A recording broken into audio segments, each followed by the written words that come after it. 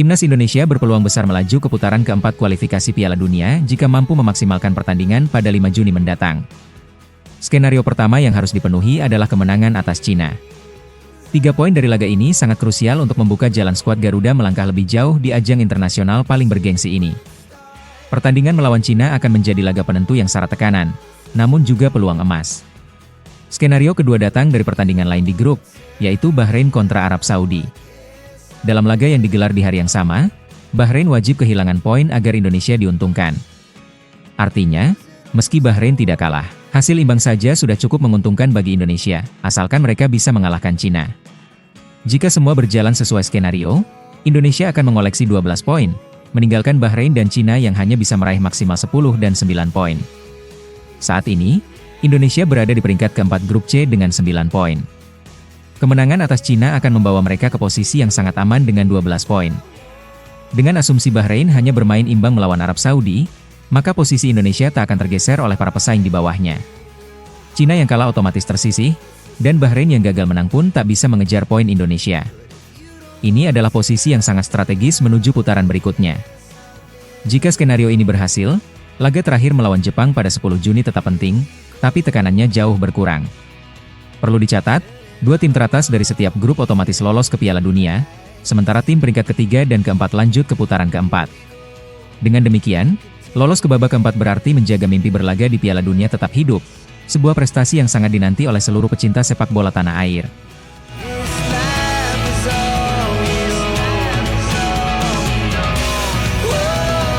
Jelang laga penentuan melawan timnas Indonesia, media Cina secara terang-terangan mengakui bahwa peluang tim mereka untuk menang sangat kecil.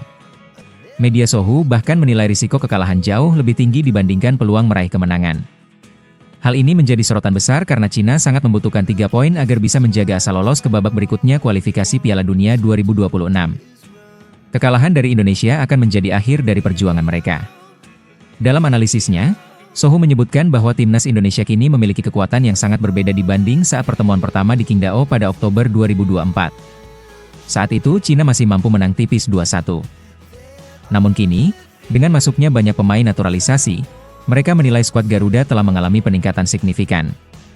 Indonesia memanggil 19 pemain naturalisasi untuk pemusatan latihan, membuat tim asuhan Patrick Kluivert dinilai sangat sulit dikalahkan. Faktor bermain di kandang juga memperkuat dominasi Indonesia dalam laga nanti. SUGBK diprediksi akan menjadi neraka bagi Cina karena atmosfer dukungan penuh dari supporter akan memberi tekanan besar bagi tim tamu. Cina kini berada di dasar klasemen grup C dengan 6 poin, dan jika kalah dari Indonesia, mereka dipastikan tersingkir tanpa sisa peluang. Bahkan pertandingan terakhir kontra Bahrain pun dianggap tak akan berarti apa-apa jika mereka gagal mencuri poin di Jakarta. Sohu juga menyampaikan bahwa jika skenario terburuk ini terjadi, Cina berpotensi menutup fase grup dengan 5 kekalahan beruntun. Mereka bahkan menyebut bahwa koleksi 6 poin dari 10 pertandingan bisa membuat tim asuhan Branko Ivankovic finish sebagai juru kunci. Rasa pesimis terlihat jelas dari laporan mereka, yang menyebut bahwa kekuatan Indonesia yang diperkuat pemain-pemain Eropa akan menjadi momok nyata.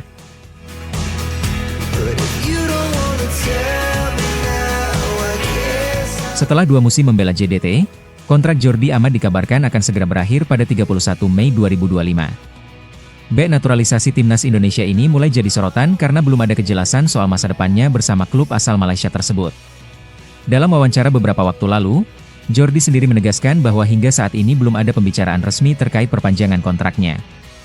Fokus utama tim JDT masih tertuju pada persiapan menghadapi final Piala Malaysia, sehingga segala urusan transfer dan masa depan pemain ditunda sementara. Rumor soal Jordi Amat kembali merumput di Liga Indonesia sempat mencuat beberapa waktu lalu. Nama Persib Bandung bahkan disebut-sebut sebagai calon klub barunya. Namun, Jordi langsung membantah kabar tersebut dan menegaskan bahwa isu tersebut tidak benar.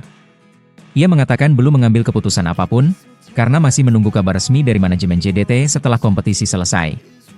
Hal ini membuat publik penasaran, terutama fans Liga 1 Indonesia yang berharap bisa melihat aksi sang bek di Liga Domestik. Menariknya, tanda-tanda kepulangan Jordi Amat ke Eropa mulai terlihat dari unggahan salah satu temannya di media sosial. Zafran Abdullah mengunggah foto kebersamaan mereka disertai pesan perpisahan.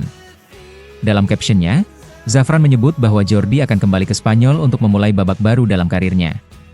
Unggahan ini tentu saja langsung jadi bahan spekulasi, karena belum ada pernyataan resmi dari Jordi maupun agennya terkait rencana tersebut. Jika benar Jordi Amat akan kembali ke Spanyol, Ini bisa jadi langkah strategis di akhir karirnya sebagai pesepak bola profesional. Meski tak lagi muda, pengalaman dan jam terbang tinggi yang ia miliki bisa jadi aset berharga bagi klub-klub kasta bawah atau menengah di La Liga maupun Segunda Division.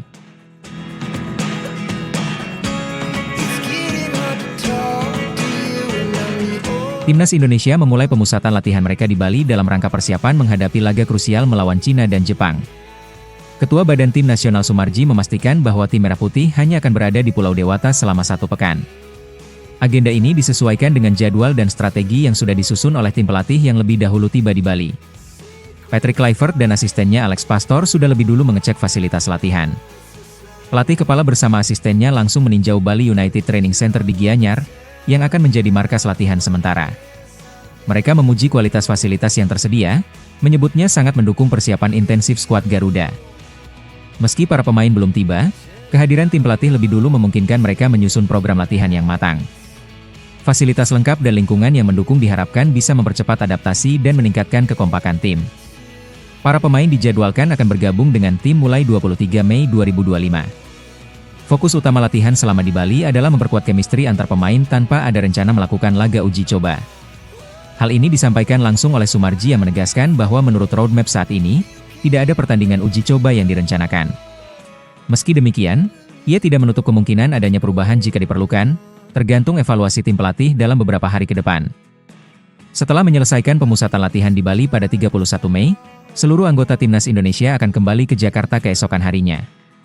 Persiapan akan dilanjutkan di ibu kota untuk penyempurnaan strategi menghadapi 2 laga berat di depan mata.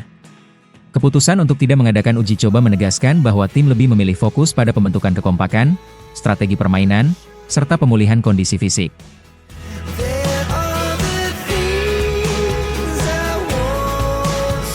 Kabar kurang menyenangkan datang dari Timnas Indonesia jelang laga penting melawan Cina dan Jepang. Bek andalan Sandy Walsh dikabarkan mengalami cedera hanya beberapa hari sebelum pemusatan latihan dimulai. Situasi ini tentu membuat khawatir, mengingat Sandy adalah salah satu pemain kunci di lini belakang skuad Garuda. Cedera ini menambah panjang daftar pemain yang mengalami masalah fisik jelang pertandingan krusial di kualifikasi Piala Dunia 2026 zona Asia. Sebelumnya, Timnas Indonesia juga sudah kehilangan Kevin Dix dan Dean James karena cedera. Kedua pemain yang berposisi sama dengan Sandy Walsh tersebut sedang menjalani masa pemulihan. Max Hilger juga sempat dikabarkan mengalami cedera ringan. Meski begitu, ketiganya tetap dimasukkan dalam daftar 32 pemain yang dipanggil oleh pelatih Patrick Kluivert untuk menjalani pemusatan latihan. Ini menunjukkan bahwa tim pelatih masih berharap pada kondisi fisik mereka membaik dalam waktu dekat. Sayangnya, hingga kini belum ada pernyataan resmi dari klub Sandy Walsh terkait seberapa parah cedera yang dialaminya. Hal ini membuat publik dan penggemar timnas bertanya-tanya, apakah Sandy akan bisa pulih tepat waktu. Kekhawatiran semakin meningkat karena stok pemain bertahan yang fit semakin menipis, dan pertandingan melawan Cina serta Jepang merupakan duel penentu nasib Indonesia di babak kualifikasi. Absennya Sandy berpotensi besar mengganggu stabilitas lini pertahanan. Di tengah persiapan intensif yang dirancang Patrick Kluivert dan timnya, badai cedera ini jelas menjadi tantangan besar.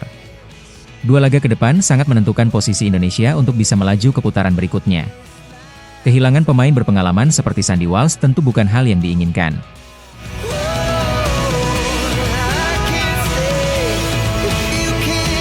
Patrick Kluivert memberikan pujian tinggi terhadap fasilitas Bali United Training Center yang akan digunakan untuk pemusatan latihan jelang laga krusial melawan Cina dan Jepang.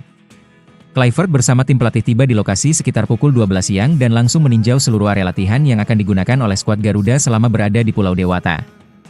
Ia tanpa serius mengecek setiap detail dari fasilitas yang disiapkan. Tak hanya melihat lapangan latihan utama, Kluivert juga mengunjungi berbagai fasilitas penunjang seperti gym, ruang ganti pemain, jacuzzi, dan shower. Ia menyebut seluruh fasilitas tersebut dalam kondisi sangat baik dan sangat memadai untuk menunjang persiapan intensif Timnas Indonesia. Pelatih asal Belanda itu tampak terkesan dengan standar profesional yang diterapkan di pusat latihan milik Bali United. Hal ini tentu jadi nilai tambah bagi kesiapan Timnas Indonesia. Dalam kunjungannya, Kluivert bahkan sempat melontarkan pujian dengan kalimat yang cukup menggambarkan rasa kagumnya. "Tidak ada tempat yang lebih indah dari ini," ucap mantan bintang Barcelona tersebut. Ungkapan itu menegaskan betapa ia mengapresiasi suasana serta kelengkapan fasilitas yang ditawarkan Bali United Training Center. Baginya, tempat ini sangat ideal untuk membangun kekompakan dan mempersiapkan strategi tim menjelang laga penting.